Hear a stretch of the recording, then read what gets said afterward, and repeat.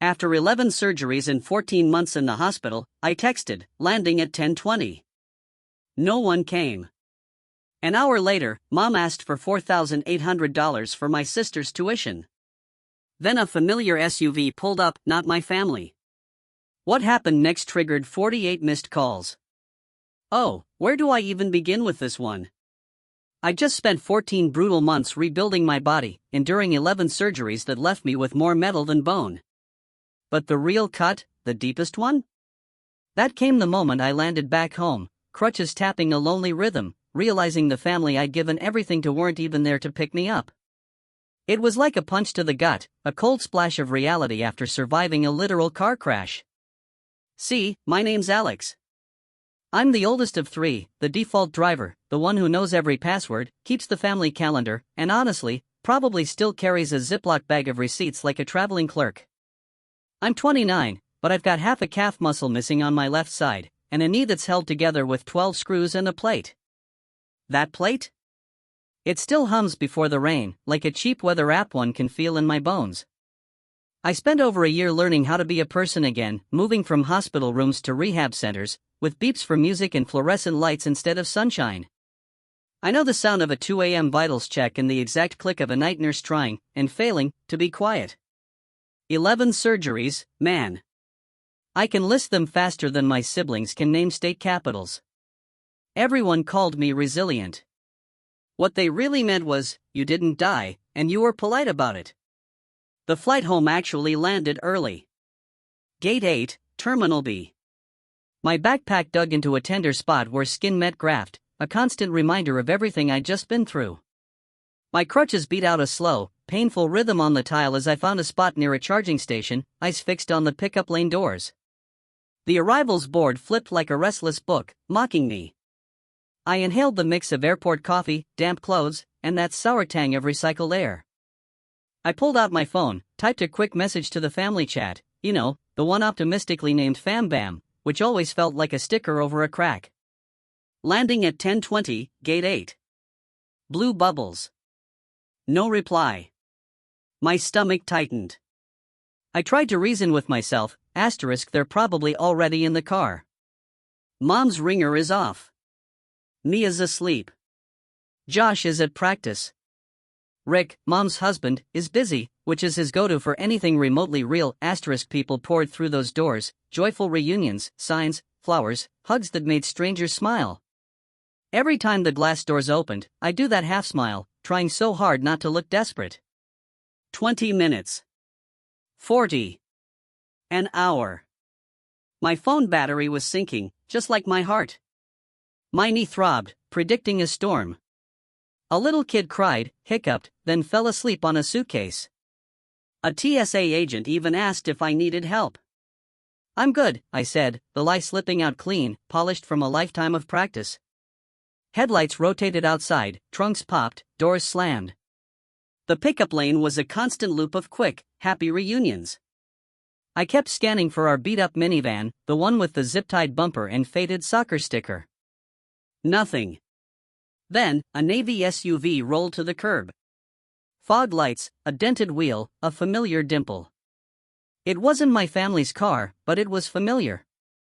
The driver stepped out, messy bun, coffee in one hand, a tote bag in the other, and a face that could say your name like a cold, hard fact. Alex, she called, her voice cutting through the airport noise. It was Nora, my hospital social worker. The one who smuggled granola bars and boundaries into my life. She waved, her whole arm signaling, I'm here, like I might actually miss her. She hugged me carefully, like someone who knows exactly where all the new scars are. You look taller, she said, the kind of thing you say to someone who's been completely rebuilt. We didn't talk much at first. The wipers squeaked as rain started in dots, then turned to heavy lines. The city smeared by in wet brick and red lights. I counted breaths, just like PT taught me, in for 4, hold for 2, out for 6, finally, she asked, they know? I texted, I said, and the words felt smaller, weaker than the massive effort it had taken to even send that message. At the house, the porch light was off, even though the sky had turned to lead. The plastic flamingo in the flower bed lay face down, like it had fainted.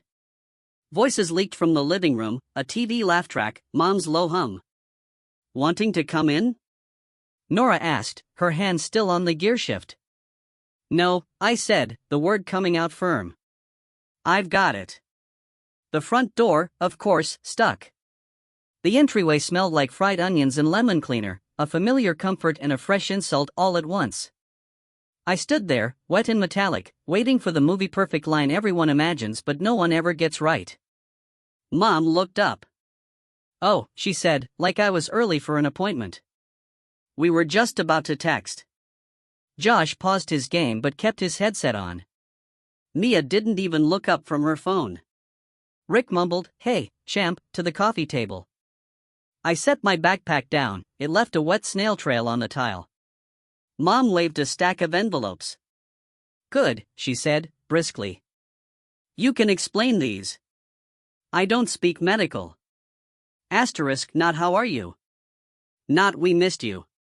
Just explain these. Asterisk the word sat between us, heavy and sharp, like a switch about to be flipped.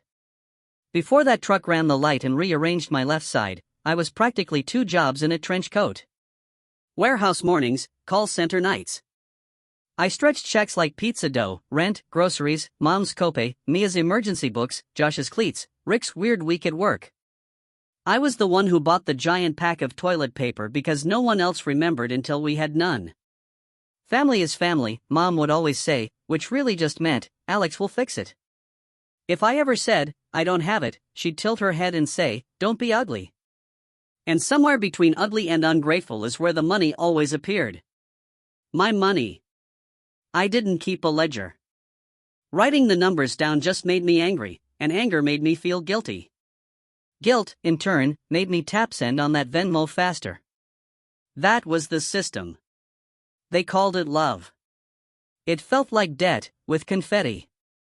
Then the accident folded my life. Metal. Glass. Sirens. White ceiling tiles. Someone saying my name like it belonged to another person. When I woke up, a surgeon traced roads on my leg with his finger, harvest, graft, fixation 11 surgeries, 2 infections, a wound vac that gurgled constantly. I learned to measure days by shift changes and nights by the squeak of shoes. The first time Nora met my family was on speakerphone while I lay flat, trying not to throw up from the meds. Mom cried. Rick exhaled professionally. Mia said, "This is insane," like it was a plot twist in a bad movie. Josh asked about the Wi-Fi. When the surgeon mentioned months of recovery, Mom said, "We can't do this. We don't have money," then quickly added, "Alex, honey, we'll figure it out." Translation, Alex will someone had to sign the forms. Someone had to call insurance. At first, Mom said, we. But we quickly turned into Alex, can you log in? And then, they said something about a portal? What's that? And, can you just talk to them? They use lingo. Lingo, meaning English. Bills started arriving at Mom's because that address was still on my ID. She'd text me pictures. These give me a panic attack, she'd type, not should I bring them? When insurance denied a claim because box 14 wasn't checked, she sent a sad face emoji and fixed this. I asked her to call once. She sent a screenshot of her Google Calendar, labeled busy busy busy, as if blocks on a screen could erase my reality. I paid from my hospital bed. I whispered my card number to strangers named Priya, Jorge, and Steve while the morphine made the numbers swim. I put my apartment rent on credit for an apartment I barely remembered. I learned to memorize whole scripts for calls. I learned to ask for itemized bills. And I learned that no lives in your mouth like a foreign word until you practice it. Nora taught me that practice. Try this, she'd say, feeding me lines like vitamins. I can't do that. That doesn't work for me. No. We'd say them out loud until my tongue stopped tripping. Boundaries sounded like arrogance at first. Then, slowly, they started to sound like breathing. The day I rolled through that front door after 14 months, Mom handed me a stack of mail like a baton. While you're at it, she added as I peeled an envelope open, Mia's tuition is due. They won't extend again. I swallowed, my throat suddenly dry. Mom, I can't. Her face roughened, hardening. Selfish, she said, not loud, just heavy. We all make sacrifices. You're not special. Mia sent a Venmo request titled Books Plus Fees. When I didn't accept it in 10 minutes, she sent a question mark. 5 minutes later, Josh texted, gas? Just 20 this time, promise. Rick asked me to check the power bill. It's weird again. The family chat pinged with memes, my lab results, and an aunt's prayers up, as if prayer could cover cash. I opened my bank app. The numbers glared. The red was loud, screaming. I closed it. In for 4, hold 2, out 6, the phone vibrated again. Another request. My stomach went hot, then cold. Nora wheeled in during one of my PT sessions, iced coffee in hand and a folder tucked under her arm. Let's put the invisible on paper, she said. We printed 3 years of bank statements. We highlighted anything labeled family, house, tuition, utilities, emergency. The pages glowed like a hazard sign. This isn't random, she said. It's a funnel. It's family, I argued, because that's the word I'd built my entire excuse around. Family is a system, she corrected. Yours runs on whoever bleeds quietly. I didn't argue. The math did it for me. Mom escalated on schedule. She lined the mail up on the counter like dominoes. She asked again for Mia's tuition. We can't do this without you, she said, like a threat disguised as a compliment. You know how the world works, as if knowing meant paying. The accident didn't make them greedy. It just made me unavailable. It exposed the fact that I'd been covering the holes for so long, they actually thought the floor was solid. At night, in the hospital, I'd hummed, practicing saying no to the ceiling. I pictured the kitchen table. I pictured their faces. I pictured my own, new and steady. I rehearsed until the word didn't tremble. Asterisk not today. Not anymore. No asterisk the day the plane landed, and Nora's Navy SUV pulled up instead of the minivan, I understood. The script wasn't going to change itself. Love was not a payment plan. Tradition was not consent. Explain these, Mom had said, waving the envelopes, and something inside me finally, irrevocably, clicked. I would explain. With numbers. With dates. With boundaries. And I would stop. 2 weeks home, the physical bruises started to fade. The rules, however, did not. I chose the kitchen table, because that's where the deals had always been made. I set my laptop down, opened a spreadsheet, and placed a cheap calculator and a pen on top of a notebook, props in a play. The house smelled like toast, lemon cleaner, and someone's sweet, heavy floral perfume. Family meeting, I said. Silence. The TV laughed. A controller clicked. Now, I added, my voice surprising me. Quiet, but not small. Slowly, they trickled in. Mom, with a dish towel over her shoulder like a badge. Rick, cracking his knuckles like a metronome. Mia, in socks, thumbs busy on her phone. Josh, dragging a chair with that ear-splitting shriek I always hated. Drama? Mia asked, without looking up. No drama, I said. Numbers. Mom sighed, like she was lifting a couch. Alex, if this is about, it's about everything, I cut her off. I spun the laptop around. Rows, columns, dates, amounts, labels. In blue, in green, in yellow, orange, purple, gray. Rent transfers. Utility autopays. School portal receipts. Grocery runs that magically included their cards. Co-pays. A car repair for a car I don't even drive. That tuition deposit with the emoji note, you're the best. This, I said, pointing to the screen, is what I've paid for this family since I was 22. Mia snorted. Congrats on learning Excel. Rick leaned over the screen. Why keep score? Because when you don't, I said, my voice steady, people pretend the game isn't happening. Mom folded her arms. We aren't your enemies. I didn't say you were, I replied, keeping my tone level. I'm saying I can't be your bank anymore. Her eyes sharpened. Excuse me? I'm done, I said. I won't pay Nia's tuition. I won't carry the power bill. I won't cover your cards. I'm taking my name off the utilities. I'm focusing on recovery and my bills. Mia's cheeks went blotchy. So I just drop out? That's your plan? My plan, I said, looking directly at her, is that you talk to your advisor, apply for aid, take fewer classes, and get a job. My plan is you being treated like the adult you say you are. Wow, she scoffed. You think you're better? Josh stared at his hands. I could pick up more shifts, he muttered. Mom leaned in, her voice low and dangerous. After everything we've done for you? A roof, food, rides? I sat by your bed. I cried. And this is how you repay me? You asked for money while I was in that bed, I said, not raising my voice. I slid printed texts across the table. This is from the day I landed.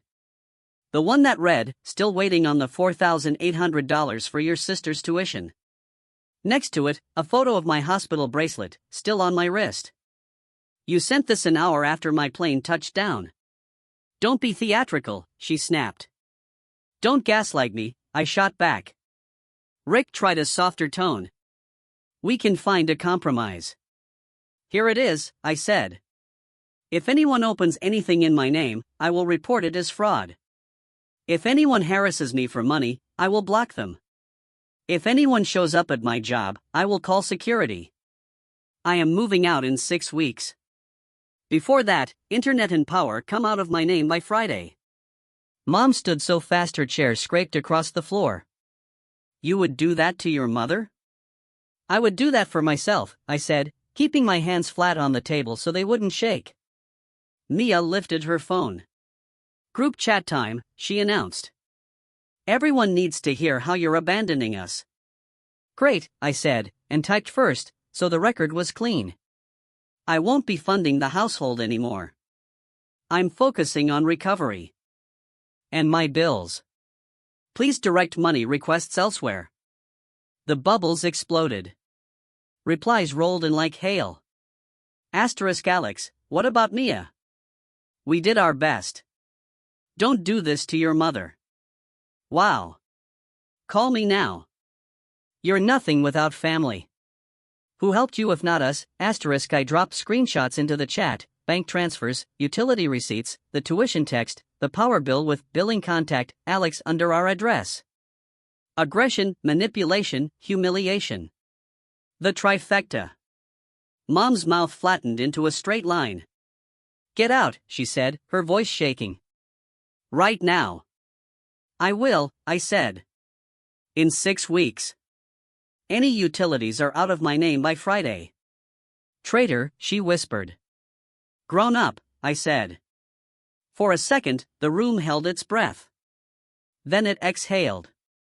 The ceiling didn't fall. The floor didn't open. Only one thing changed. Me. The calls started that night. Unknown numbers. Aunties. A cousin I hadn't seen since high school suddenly just wanted to check in. 48 missed calls by morning. Voicemails stacked like bricks, asterisk call me back. Your mother is devastated. Is this about that hospital woman? What about your sister? Don't do anything you'll regret. Family is all you have. Asterisk I changed my ringtone to something quiet. I put the phone face down and let it buzz itself tired. When I finally picked up, it was Nora. You okay? She asked. I'm shaking, I said. Bad tracks, she replied, gently. You just moved the furniture in a house that glued the chairs to the floor. I think they hate me, I confessed. They hate that you're no longer a wallet, she corrected. Different thing. We made a plan. Plans make my brain quiet. I opened a new bank account. Moved what little I had. Set up two-factor authentication. I froze my credit. I called the power company and the internet provider, sat on hold through 3 loops of a flute cover of Don't Stop Believin', and got my name off. I printed the confirmations and slid them into a folder labeled Air. I found a cheap room across town in a house that smelled like basil and laundry. The landlady, Tanya, is a nurse who crushes her own coffee beans and leaves notes like, "Eat the peaches." My neighbor's tree went wild. That first night, I slept straight through. No cabinet doors slamming. No midnight while you're up, asks. No, my name said like an invoice. In the morning, the sun striped the wall through cheap blinds, and for a second, I didn't know where I was. Then I did. It felt like a floor after a long boat ride. I got a job answering emails for a logistics company that loved bullet points and hated phone calls. The pay was modest, and it was mine. I went to PT, doing the boring exercises that don't look like progress in a mirror. I cooked for 1. I didn't stretch dinner for 4. I bought fruit I wanted and didn't hide it in the back of the fridge. Mom escalated. She called my job and told the receptionist there was a family emergency so I would be pulled from my desk. I had warned HR. HR sent me a policy on harassment and a thumbs-up emoji like a gold star for grown-ups. Mom posted a Facebook paragraph about kids who forget who fed them and tagged me. Under it, she commented, "Pray for us," as if prayer paid the power bill. Mia withdrew from a class, posted a story about toxic people on top of a latte photo, and launched a GoFundMe for education costs, which included self-care during finals. I did not donate. Josh texted me a picture of a gallon of milk and 2 boxes of cereal from the grocery store. Got a shift at the car wash, he wrote. It sucks. Most work does, I wrote back. Proud of you. He typed. Stop. Typed. Mom says you're brainwashed. He sent. By what? I asked. Boundaries, he wrote, then immediately, sorry. It's okay, I said. Boundaries aren't a cult. They're a fence with a gate. We met in a parking lot because he didn't want to be seen with me at home. He looked like a boy trying on a man's jacket. I'm mad at you, he said, but also not. I don't know. You're allowed to feel more than one thing, I told him. He looked at my leg, like it might answer him. Does it still hurt? Yeah, I said, but less. Good, he said, and his mouth did a quick twitch that might become a smile one day. A week later, cousin Leah texted. Wedding next month. You in? No pressure. I want you there. Leah is the person who keeps extra folding chairs in her trunk because she believes no one should stand. I went. I wore a suit that fit my new body and shoes PT approved. The hall was fairy lights and a playlist that tried too hard. I found a table near the back, knees comfortable, exit in sight. Mom spotted me, locked on like a heat-seeking missile, and came across the room with 2 aunties like backup singers. So you can show up for this, she said, her smile tight, but not for your family. Hi, Mom, I said. You look nice. Don't deflect, she said. Pay your sister's tuition. We'll drop the rest. I laughed. Couldn't help it. Drop the rest like charges? I asked.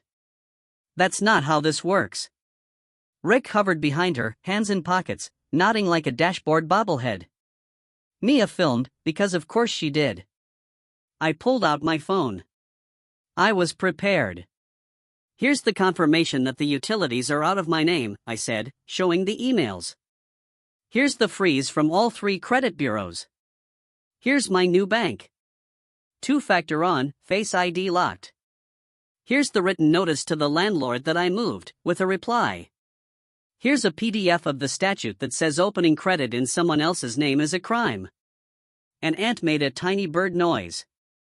Mom's mouth flattened. You'll regret this, she said. I regret not doing it sooner, I replied. Leah appeared beside me, like a bouncer dressed as a bridesmaid, carrying a plate of sliders like a peace treaty.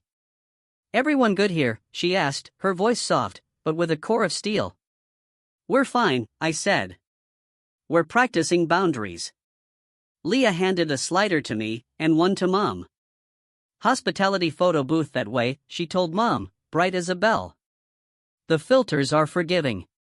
The aunties let themselves be steered by the promise of flattering light. That night, the calls spiked again. I silenced them, ate my slider like a raccoon in bed, and slept a full 8 hours. In the morning, Nora texted, "Proud of you. Coffee later." I wrote back, "Yes, please." And the please was about want, not permission. Real life kept grinding. Bills in my name stopped arriving at my mother's. I moved my things in slow trips, a laundry basket, a box of books, a mug that says "World's Okayest Sibling." I found my passport where it should have been and my birth certificate where it wasn't. I took photos of everything and sent copies to my own email, because sometimes, the best defense is a PDF. Mom pivoted from rage to martyrdom. "We're surviving," she texted a cousin in a screenshot someone else sent me, despite abandonment. She started a group chat without me called real family. A different cousin leaked screenshots when my name came up. Alex thinks they're better. Let them fall. They'll come crawling back. It's stunned that it didn't. Josh got more shifts. He sent me a picture of his first small paycheck with 3 exclamation points. Then deleted 2 and sent it again. "Not much," he wrote, "but it's mine." I stared at the screen and cried a clean cry, one that didn't taste like rage. A month in, I could go downstairs without thinking about each muscle by name. I could stand in the shower without panic. I could sit in a park with a coffee, watch a dog obsess over a pigeon, and not check my phone every 60 seconds. My days started filling with things that were mine. Work, PT, 15 minutes where I just looked out a window and didn't fix anything. Mom tried one more play. She called my job and told the receptionist there was a family emergency and they had to put me through. The receptionist, trained and unimpressed, took a message. HR slid by later, gave me a thumbs up, and said, "If she keeps calling, we'll block the number." I nodded and printed the policy like a talisman. 2 months after Gate 8, I went back to the airport to pick up a friend. I stood where I'd stood before, by the charging station, and watched doors open and close. The Navy SUV wasn't there. Nora was busy helping someone else learn to say no. The minivan wasn't there either. Families reunited around me, with signs and flowers and signs. I didn't flinch. I checked the arrivals board. I sent one text, "I'm here." My friend came through and ran at me with a stupid poster in tears. I laughed. It didn't hurt. The next night, Mom called. I let it go to voicemail. "The internet bill came," she said, her voice smaller than I'd ever heard it. "And it's not in your name anymore. How did you do that?" She sounded like someone who had just found out the ocean is big. I texted back the customer service link. No lecture, no fight, just information. She replied with a single dot. It felt like a truce drawn in pencil. "Here's what I know now. You can love your family and still stop financing their denial. You can leave a house without leaving yourself. You can be the oldest and still start over." That click didn't happen at the kitchen table, or at the wedding, or in the family chat flood of guilt. It happened on a Tuesday. The knee was quiet. The blinds made lines on the wall. I ate toast, standing up. The phone buzzed. I didn't jump. I finished my toast. I washed the plate. Then I checked, because I chose to, not because I had to. It was a photo from Josh of a plant on his windowsill. "Trying to keep something alive," he wrote. "Any tips?" "Light," I sent back. "Water. Don't overdo either." He replied, "Boundaries for plants, LOL." Exactly, I wrote, and it wasn't a metaphor forced into shape. It was just true. Mom still posts. Mia still throws word shuriken from her phone. That's their weather. Mine is different. I do the boring exercises that keep me walking. I answer emails and make rent I earned. I track my own bills and watch the numbers stack like small bricks in a wall that keeps the rain out. I call friends who ask about my day instead of my wallet. I buy peaches and eat them in the park without hiding the pit like contraband. Sometimes I pass gate 8 in my head. I don't stand there waiting for a bumper held up by zip ties and a hug that never lands. I see the Navy SUV pull up again, hazard lights blinking like a heartbeat. I hear my name said like a fact. I remember that help is real, even when it doesn't look like the people you thought would offer it. If you need a moral, here's mine: I'm not an ATM. I'm a person. I don't owe anyone my life to prove I'm good. I don't set myself on fire to keep other people warm. My phone still rings. Sometimes I answer. Sometimes I don't. Sometimes I say, no. That doesn't work for me. And then I go outside, feel the air, and let the day be quiet. The metal in my knee still hums before rain. It's not a warning anymore. It's a forecast. I close the windows. I make tea. I text the people who show up. I'm inside.